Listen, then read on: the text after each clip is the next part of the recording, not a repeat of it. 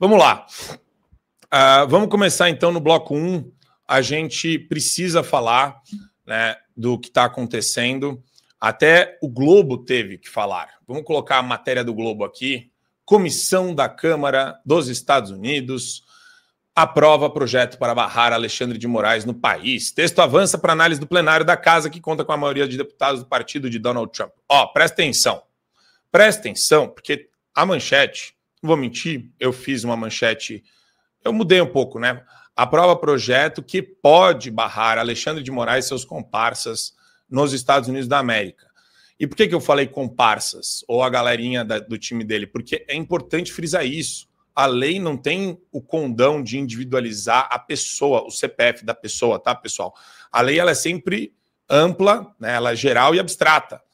Então, no fundo, a importância desse texto, minha querida Duda, é o seguinte: policial federal que está metido no regime, que está perseguindo, delegado da Polícia Federal, procurador da República, Paulo Gustavo Goné Branco, assessores de gabinete, essa turma, só colocar uma questão aqui, essa lei, ela é importante, ela vai ajudar essa turma a ser responsabilizada dentro também do escopo da Lei Magnitsky, que fala o seguinte, Duda, olha que bonito isso. Qualquer pessoa, inclusive parente, que auxilie na perpetuação da perseguição ou nos atos que instrumentalizam a perseguição aos demais, também entra na mira da lei. Então, parentes ou pessoas do círculo e do entorno social dessa turma que está na mira dos Estados Unidos podem começar a abrir o olho, Duda. O que você acha disso? Eu acho engraçado. Eles vão querer começar a fingir agora que os Estados Unidos não importam, obviamente, depois disso tudo, porque a gente até vai falar sobre isso depois. Tem um trechinho do Reinaldo Azevedo falando basicamente isso, que dane-se nos Estados Unidos, a gente é brasileiro, a gente não está lá, que é mais ou menos o mesmo discurso quando a gente fala sobre o aumento do dólar. Dane-se que o dólar aumentou. Eu gasto Duda, real, Duda, eu vou te pedir um favor só. A tua conexão ela tá um pouco ruim. Vou pedir para você sair e entrar de novo. Tá dando uma interferência aqui.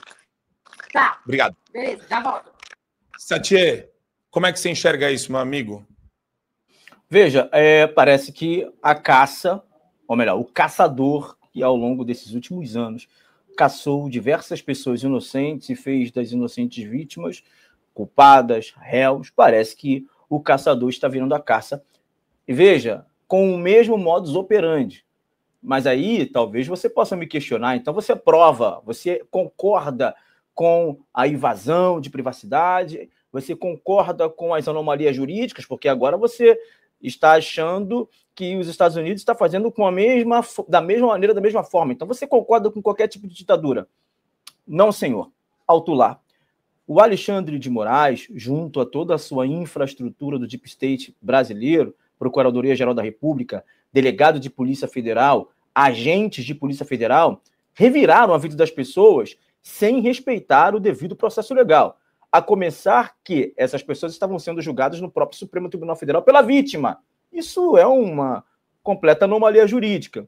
Isso qualquer pessoa na primeira aula magna de direito, ela já percebe que está completamente equivocado. Tem que respeitar o devido processo legal. Primeira instância, segunda instância, pegar a denúncia, a imparcialidade, princípio da isonomia e uma série de coisas que foram solapadas nesses processos de Alexandre de Moraes e de todo esse processo da fake news que está enquadrando um monte de gente. 8 de janeiro, censura generalizada. Veja, ele não só ameaçou o ministro Alexandre de Moraes e toda a sua turma, essas pessoas que foram indiciadas. A prova clássica disso foi agora essa questão da delação do Mauro Cid, onde vazou áudio, né? Na verdade nem foi vazado, está filmado lá, que ele ameaça o pai, ameaça a irmã, ameaça a família de Mauro Cid. Essa questão dos Estados Unidos, óbvio, o projeto ainda vai ser pautado e vai ser votado. O Donald Trump e os republicanos, eles têm a maioria lá no Congresso norte-americano. Mas o Congresso norte-americano ele vê a censura como algo real, latente, uma pauta que não é de direita nem de esquerda. Em última análise, a censura ela é um ato que impede a democracia como um todo. Dentro de uma democracia, você tem gente de direita, de esquerda, de centro, de extrema esquerda, de extrema direita. A censura, ela impede qualquer coisa, ela suprime qualquer coisa. E os Estados Unidos, ele é um país que é a terra dos homens livres, a terra da liberdade, como muito bem diz no seu hino nacional. Então, veja, o Congresso norte-americano entrando com essa medida, aprovando essa lei, não é só o ministro Alexandre de Moraes. A gente está falando dele, da família, não é só o delegado de Polícia Federal, é ele, não é só o Procurador-Geral da República. Então, assim, é um problema que vai desencadeando e vai sobrando para várias outras pessoas. E isso é justo que aconteça. Afinal de contas, foi só o Clezão que sofreu com a prisão? Foi só o Clezão que morreu? Quantas pessoas estão mortas por dentro, em depressão, em dívidas, pagando advogados sem recursos? Famílias foram deslaceradas justamente em razão de decisões completamente inconstitucionais, censura, prisões ilegais e toda sorte de coisas ruins do judiciário, né, do judiciário brasileiro, da última instância, que aconteceram nos últimos anos. Então, olha, Marco Antônio, isso nos enche de esperança, porque essas pessoas precisam pagar pelo que fizeram. Essas pessoas precisam ser responsabilizadas pelo que fizeram. O professor Olavo de Carvalho disse algo muito interessante, essa é a minha última análise nesse bloco aqui, dizendo o seguinte, muitas vezes a ditadura, vou parafraseá-lo, a ditadura ela deve ser combatida por quem vem de fora, por quem está lá fora, porque quem está aqui dentro já não tem mais meios de combatê-la, e é exatamente isso que acontece. A sensação é de que nós que estamos aqui no Brasil, nós estamos atados, sem meios legais. Vai reclamar para quem? Para o Supremo? É igual tropa de elite, a polícia é corrupta. Vai roubar, foi roubado, e aí? Vai ligar para quem? Vai ligar para a polícia? É o que a gente vive aqui hoje no Rio de Janeiro, né? É o que a gente vive hoje no Brasil, melhor dizendo. Então veja, Marco Antônio, para finalizar, essa questão vindo de fora, de Trump, de Elon Musk e de todo o Congresso norte-americano debruçando sobre a primeira medida, que é caçar o passaporte dessa gente, isso já mostra muito da tempestade, da avalanche que vem pela frente. Exatamente, meu querido Satier. E eu gosto de acreditar que os meios eles sempre voltam à rua. A rua é soberana nesse quesito. Com todas as dificuldades, com todas as lideranças que podem discutir quais temas são mais importantes aqui e lá, a rua ela continua sendo o coração da expressão popular.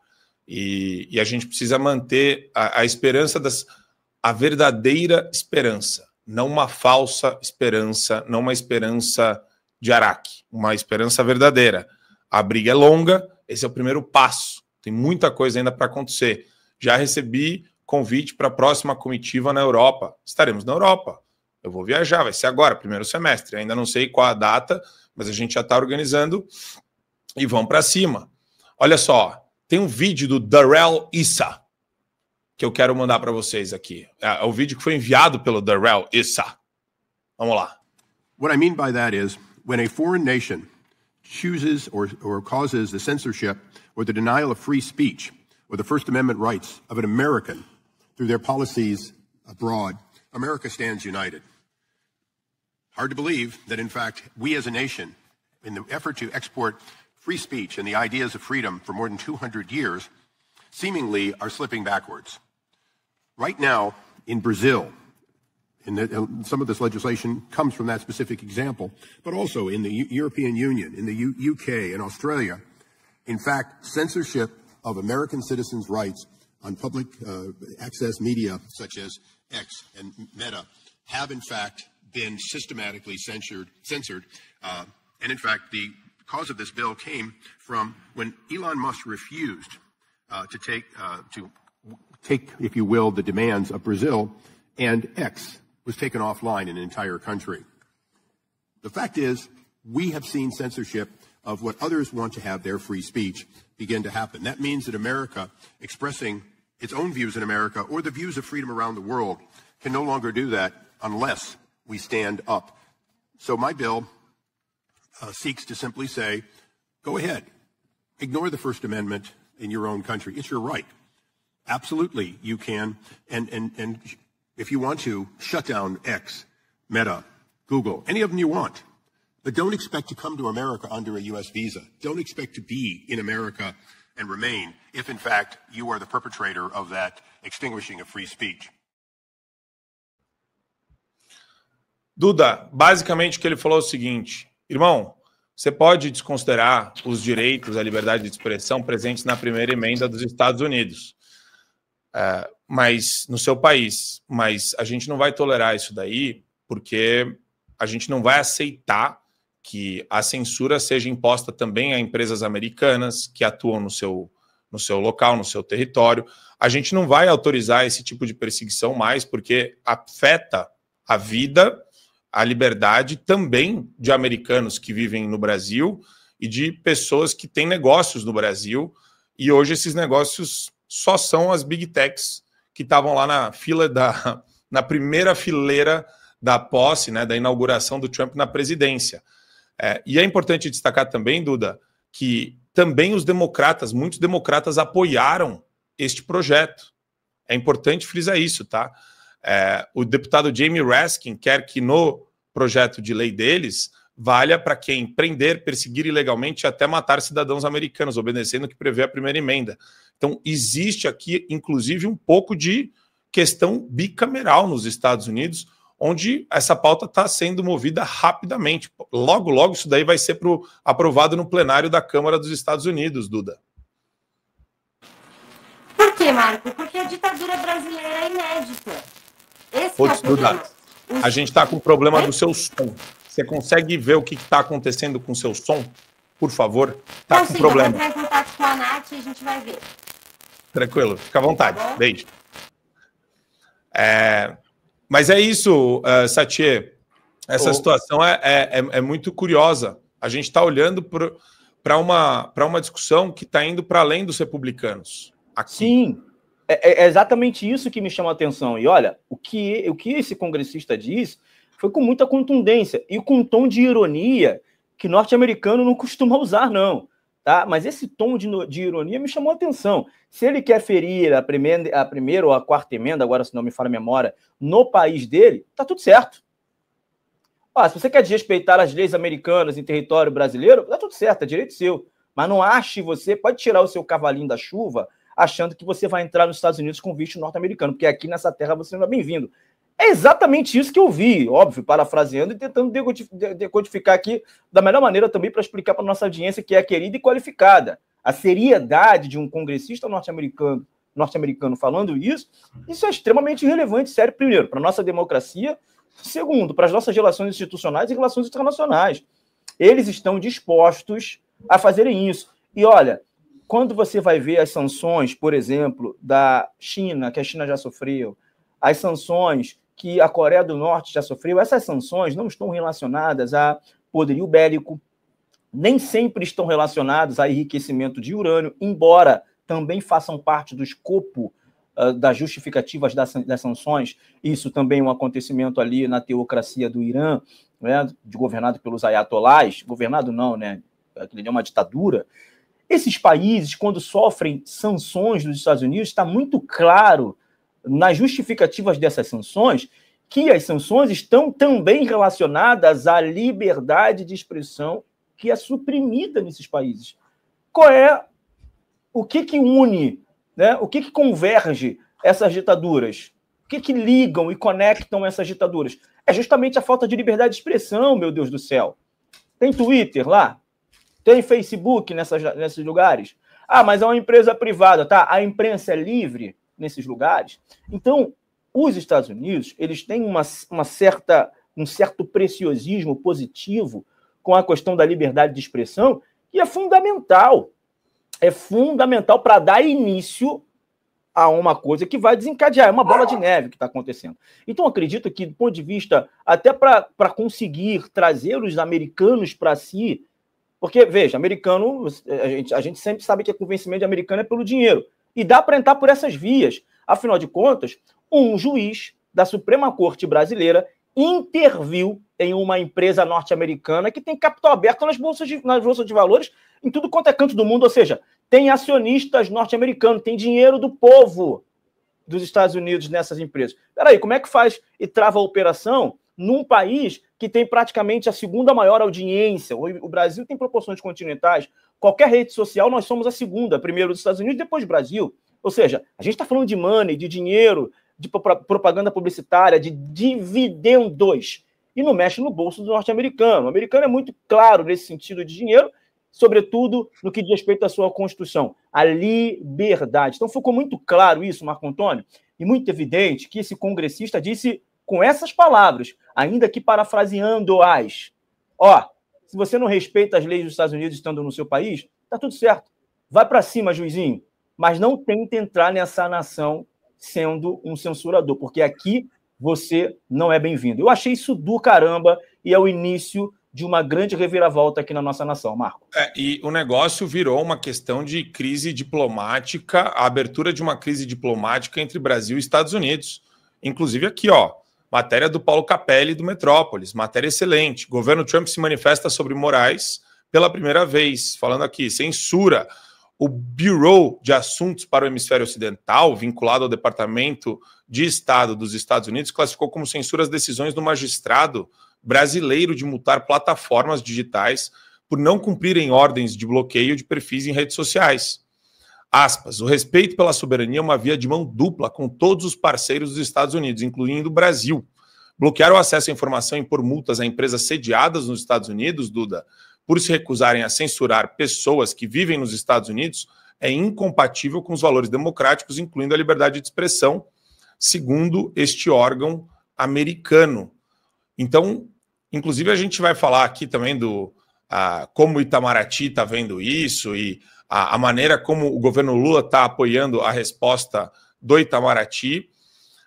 Mas a gente está numa situação, isso daqui é periclitante, Duda. Aqui virou uma disputa de estados agora.